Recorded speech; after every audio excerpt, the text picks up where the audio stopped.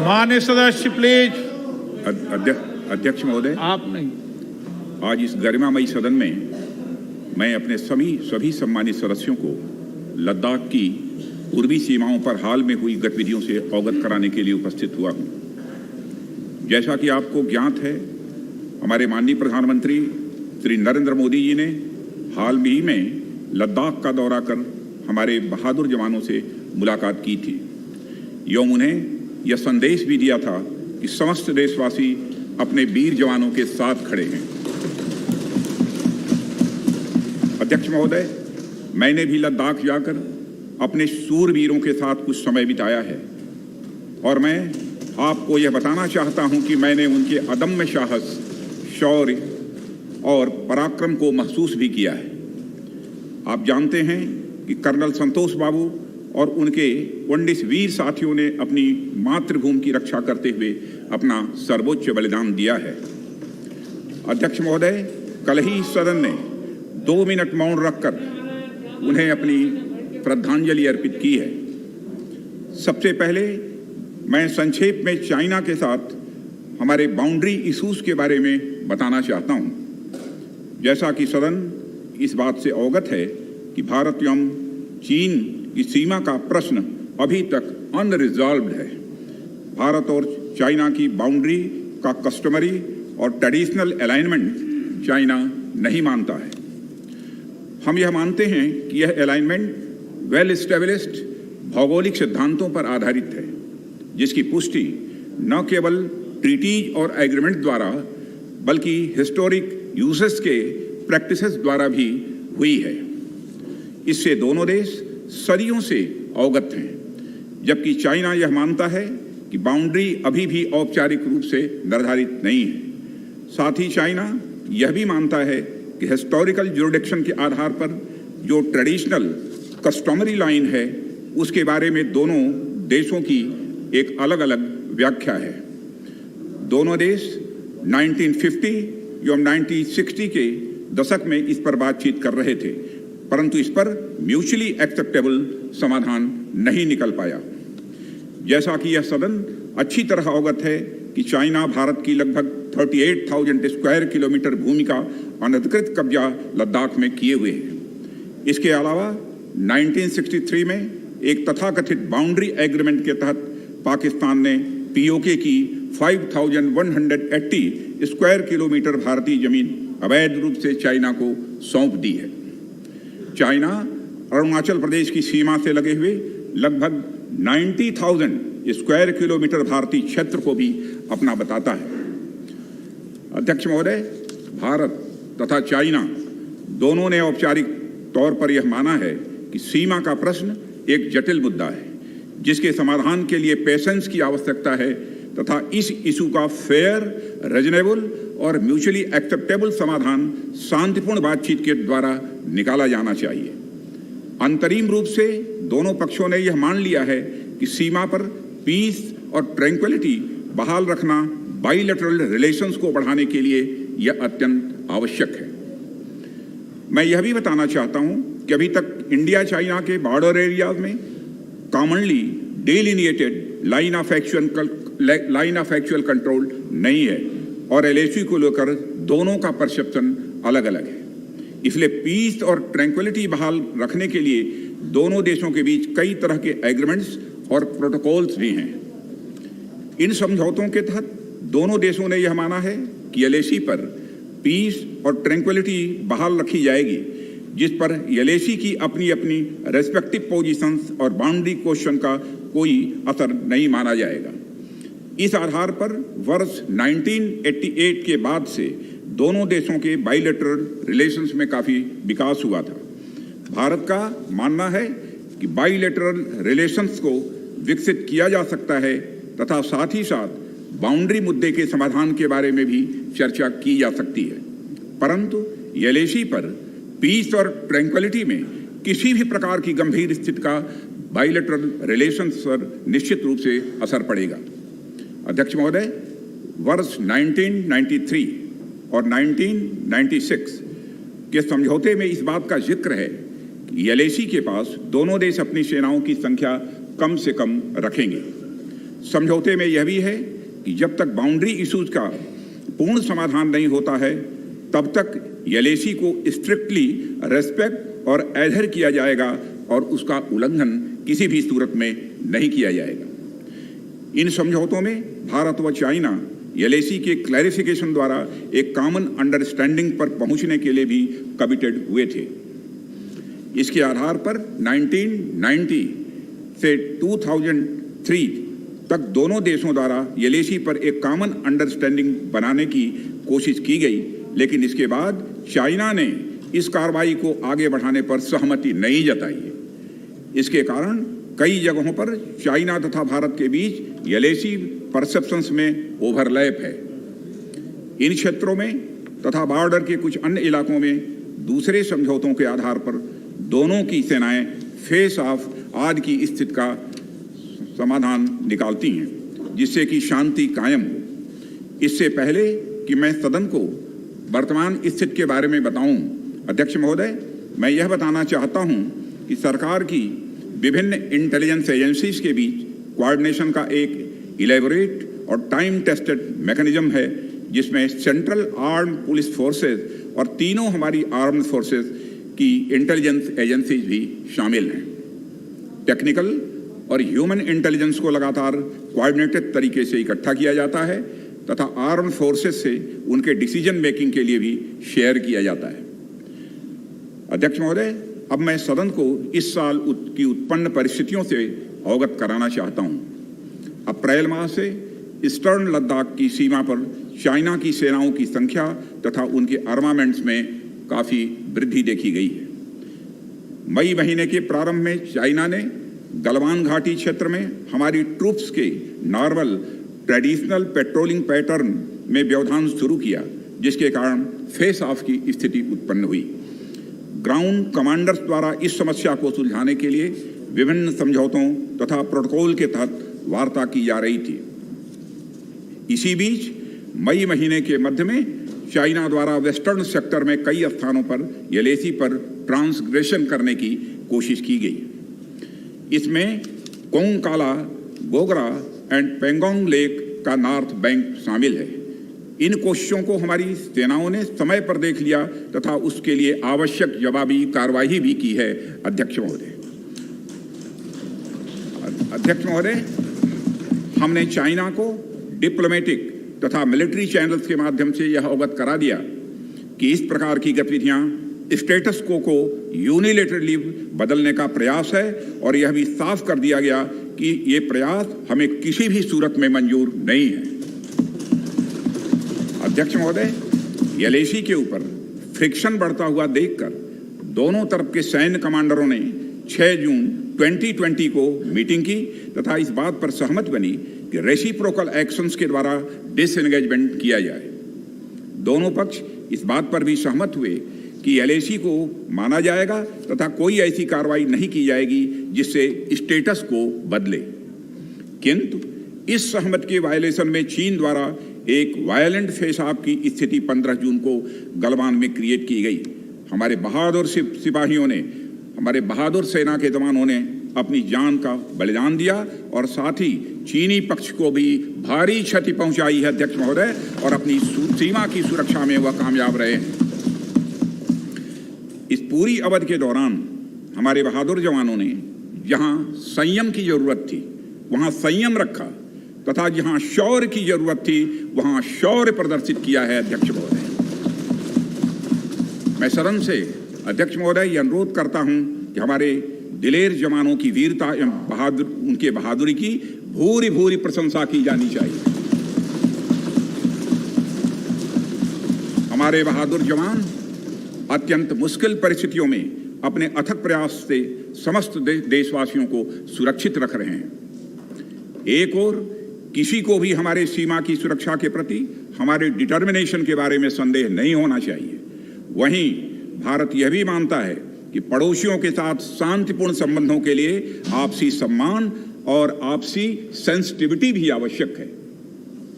चूंकि हम मौजूदा स्थिति का डायलॉग के जरिए समाधान चाहते हैं और हमने चाइनीज साइड के साथ डिप्लोमेटिक और मिलिट्री एंगेजमेंट बनाए रखा है। इन डिस्कशंस में 3 की प्रिंसिपल्स हमारी अप्रोच को तय करते हैं। फर्स्ट, दोनों पक्षों को एलएसी का सम्मान और कड़ाई से पालन करना चाहिए। सेकंड, किसी भी पक्ष को अपनी तरफ से यथास्थिति का उल्लंघन करने का प्रयास नहीं करना चाहिए। और थर्ड, दोनों पक्षों के बीच सभी समझौतों और अंडरस्टैंडिंग्स का पूर्णतया पालन होना चाहिए। चाइनीज साइड की यह पोजीशन है कि स्थिति को एक जिम्मेदार ढंग से हैंडल किया जाना चाहिए और द्विपक्षीय समझौतों एवं प्रोटोकॉल के अनुसार शांति एवं सद्भाव सुनिश्चित किया जाना चाहिए। वह भी यही कहते हैं। जबकि ये डिस्कशन चल ही रहे थे, चीन की तरफ से 29 और 30 अगस्त की रात को प्रोवोकेटिव सैनिक कार्रवाई की गई, जो पैंगोंग लेक के साउथ बैंक एरिया में स्टेटस को बदलने का प्रयास था। लेकिन एक बार फिर हमारी आर्म फोर्सेस द्वारा टाइमली और फॉर्म एक्शंस के कारण उनके प्रयास विफल कर दिए।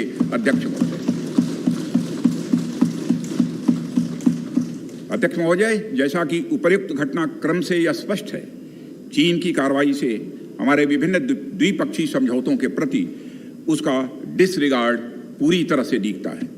चीन द्वारा ट्रुप्स की भारी मात्रा में तैनाती किया जाना, 1993 और 1996 के समझौतों का यह उल्लंघन है। एलएसी का सम्मान करना और उसका कड़ाई से पालन किया जाना सीमा क्षेत्रों में शांति और सद्भाव का आधार है और इसे 1993 एवं 1996 के समझौते में स्पष्ट रूप से यह स्वीकार भी किया गया है। जबकि हमारी आर्म्ड फोर्सेस इसका पूरी तरह से पालन करती हैं। चाइनीज साइड की ओर से ऐसा नहीं हुआ है। उनकी कार्रवाई के कारण एलएसी के आसपास समय समय पर फेस ऑफ और फ्रिक्शंस भी पैदा हुए हैं। जैसा कि मैंने पहले भी उल्लेख किया, इन समझौतों में फेस ऑफ की स्थिति से निपटने के लिए विस्तृत प्रोसीजर्स और नॉर्म्स भी निर्धारित हैं।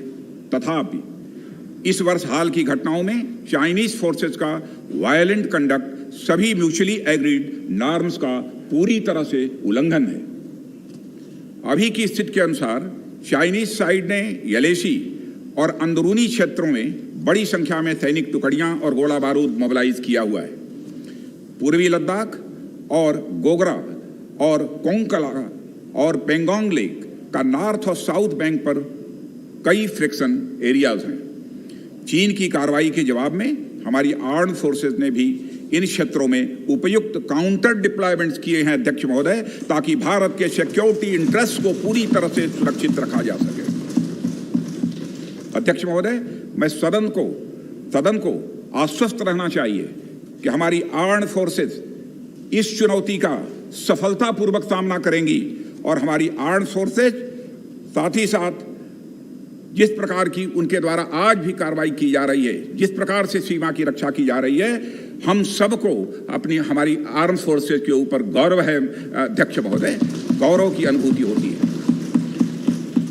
अभी जो स्थिति बनी हुई है उसमें सेंसिटिव ऑपरेशनल इश्यूज शामिल हैं।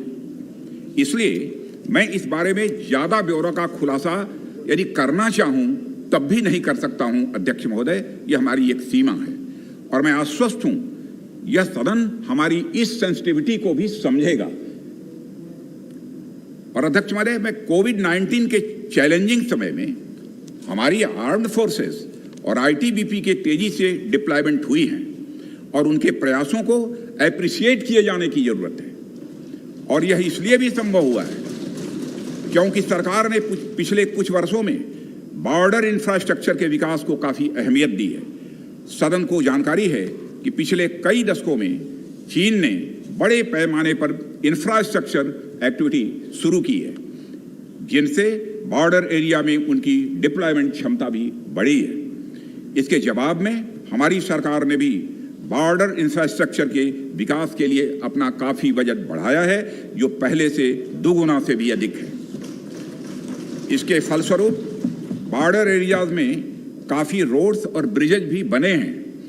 इससे न केवल लोकल पॉपुलेशन को जरूरी कनेक्टिविटी मिली है, बल्कि हमारी आर्म्ड फोर्सेस को बेहतर लॉजिस्टिकल सपोर्ट भी मिला है। ओके अध्यक्ष महोदय, मिनट, इसके कारण एक मिनट वे बॉर्डर एरिया माननीय मंत्री जी, एक में अधिक अलर्ट रह सकते हैं। एक मिनट, सेक्रेटरी जनरल ट्रांसलेशन शुरू कर दें। आ रहा है? आ रहा है, एक बार चेक कर लो। ठीक, एक बार चेक कर लें दोबारा। ठीक, ओके। अध्यक्ष महोदय, इसके कारण वे बॉर्डर एरिया में अधिक अलर्ट रह सकते हैं और जरूरत पड़ने पर बेहतर जवाबी कार्रवाई भी कर सकते हैं। आने वाले समय में भी सरकार इस उद्देश्य के प्रति पूरी तरह से कमिटेड रहेगी, यह मैं सदन को आश्वस्त करना चाहता हूं। आदरणीय अध्यक्ष महोदय, मैं इस बात पर बल देना चाहूंगा कि भारत हमारे बॉर्डर एरिया में मौजूदा मुद्दों का हल शांतिपूर्ण बातचीत और कंसल्टेशन के जरिए किए जाने के प्रति कमिटेड है। इस उद्देश्य को पाने के लिए मैं अपने चाइनीज काउंटर पार्ट से 4 सितंबर को मॉस्को में मिला और उनसे हमारी इन डेप्थ डिस्कशन भी हुई। मैंने स्पष्ट तरीके से हमारी चिंताओं को चीनी पक्ष के सामने रखा, जो उनकी बड़ी संख्या में ट्रूप्स की तैनाती और उनका एग्रेसिव बिहेवियर और यूनिलैटरल स्टेटस को बदलने की कोशिश से रिलेटेड था। मैंने यह भी स्पष्ट किया कि हम इस मुद्दे को शांतिपूर्ण ढंग से हल करना चाहते हैं और हम चाहते हैं कि चीनी पक्ष हमारे साथ मिलकर काम करे। वहीं हमने, अध्यक्ष महोदय, यह भी स्पष्ट कर दिया कि हम भारत की सॉवरेनिटी और टेरिटोरियल इंटीग्रिटी की रक्षा के लिए पूरी तरह से डिटरमिन्ड हैं। इसके बाद मेरे कोलीग विदेश मंत्री श्री जयशंकर जी भी 10 सितंबर को मॉस्को में चाइनीज विदेश मंत्री से मिले। दोनों एक एग्रीमेंट पर पहुंचे कि यदि चाइनीज साइड द्वारा सिंसियरली और फेथफुली एग्रीमेंट को इंप्लीमेंट किया जाता है तो कंप्लीट डिसएंगेजमेंट प्राप्त किया जा सकता है और बॉर्डर एरिया में शांति स्थापित हो सकती है। अध्यक्ष महोदय, जैसा कि सभी सम्मानित सदस्यों को जानकारी है कि बीते समय में भी चीन के साथ हमारे बॉर्डर एरिया में लंबे स्टैंड ऑफ्स की स्थिति यह कई बार बनी है, जिसका शांतिपूर्ण तरीके से समाधान भी किया गया था। हालांकि इस वर्ष की स्थिति, चाहे वो ट्रूप्स की स्केल ऑफ इन्वॉल्वमेंट हो या फ्रिक्शन पॉइंट्स की संख्या हो, वह पहले से बहुत अलग है। फिर भी हम मौजूदा स्थिति के शांतिपूर्ण समाधान के लिए पूरी तरह से कमिटेड हैं।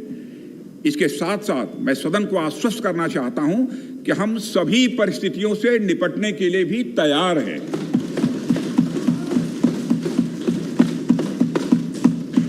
अध्यक्ष महोदय, इस सदन की एक गौरवशाली परंपरा रही है। दोहराना चाहता हूं अध्यक्ष महोदय कि सदन की गौरवशाली परंपरा रही है कि जब भी देश के समक्ष कोई बड़ी चुनौती आई है तो इस सदन ने भारतीय सेनाओं की दृढ़ता और संकल्प के प्रति पूरी अपनी एकता और भरोसा दिखाया।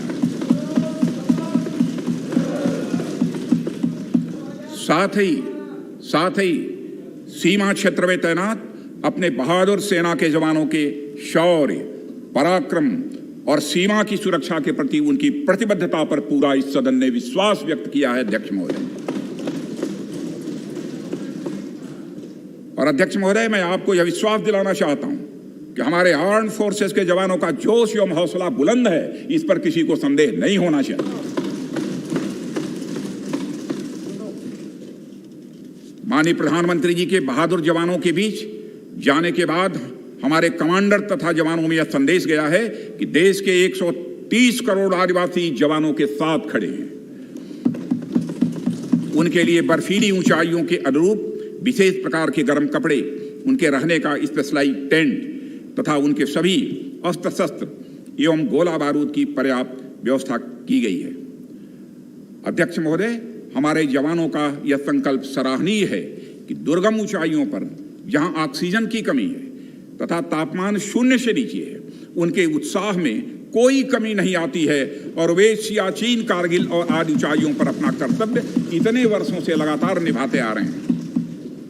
और अध्यक्ष महोदय, मुझे इस गौरवमयी सदन के साथ यह साझा करने में यह कतई संकोच नहीं है कि लद्दाख में हम एक चुनौती के दौर से गुजर रहे हैं और मैं इस सदन से आग्रह करना चाहता हूं कि हमें एक रेजोल्यूशन द्वारा पारित करना चाहिए कि हम अपने वीर जवानों के साथ कदम से कदम मिलाकर खड़े हैं। पूरा सदन अपने वीर जवानों के साथ कदम से कदम मिलाकर खड़ा है। जो कि अपनी जान की, अपनी जिंदगी की बगैर परवाह किए हुए देश की चोटियों की ऊंचाइयों पर विषम परिस्थितियों के बावजूद हमारी भारत माता की वह रक्षा करते हैं। यह समय है जब यह सदन अपने सशस्त्र सेनाओं के साहस और वीरता पर पूर्ण विश्वास जताते हुए उनको यह संदेश भेजे कि यह सदन और सारा देश सशस्त्र सेनाओं के साथ है, जो भारत की संप्रभुता और अखंडता की रक्षा में लगातार जुटे हुए हैं। इन्हीं शब्दों के साथ अध्यक्ष महोदय, मैं अपना निवेदन समाप्त करता हूं। आइटम नंबर 11 महासचिव